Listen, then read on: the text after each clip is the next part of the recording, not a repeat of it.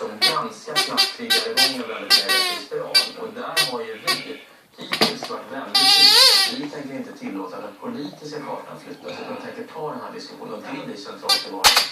Tack för det och lycka till under dagen och för det tunnelbana som gäller.